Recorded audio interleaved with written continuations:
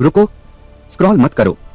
क्या आपको पता है कि भगवान कृष्ण का नाम प्राचीन फारस यानी आज के ईरान से भी जोड़ा जाता है?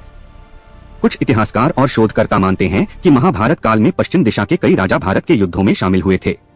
महाभारत में बताया गया है कि कृष्ण के समय भारत केवल एक क्षेत्र नहीं था, बल्कि कई दूर दूर के राज्यों से जुड़ा हुआ एक विशाल राजनीतिक संसार था।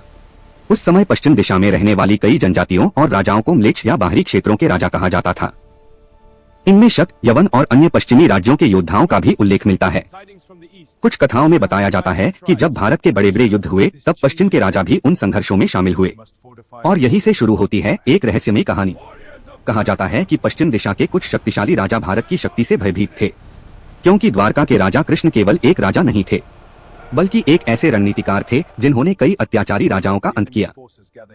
महाभारत और पुराणों में कृष्ण द्वारा कई विदेशी और शक्तिशाली राजाओं को हराने का वर्णन मिलता है। इन्हीं कथाओं के आधार पर कुछ लोग यह अनुमान लगाते हैं कि कृष्ण का प्रभाव भारत से बहुत दूर तक फैला हुआ था। कल्पना कीजिए उस समय की दुनिया, पश्चिम के विशाल रेगिस्तान, ऊंचे पहाड़ और दूर कहीं फारस की भूमि।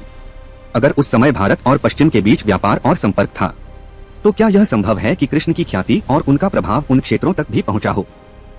इतिहास और पौराणिक कथाओं के बीच यही वह जगह है जहां रहस्य जन्म लेता है, क्योंकि द्वारका के शासक कृष्ण केवल एक धार्मिक पात्र नहीं थे, बल्कि एक महान राजनैतिक रणनीतिकार और योद्धा भी थे।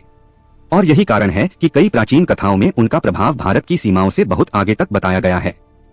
तो क्या सच में कृष्ण और पश्चिम के किसी शक्तिशाली राजा के बीच संघर्ष हुआ था, या फिर यह केवल एक ऐतिहासिक रहस्य है जो समय के साथ कथा बन गया? सच जो भी हो, इतना तो निश्चित है कि कृष्ण की कहानी केवल भारत तक सीमित नहीं रही, बल्कि उसकी गूंज दूर दूर की सभ्यताओं तक पहुंची।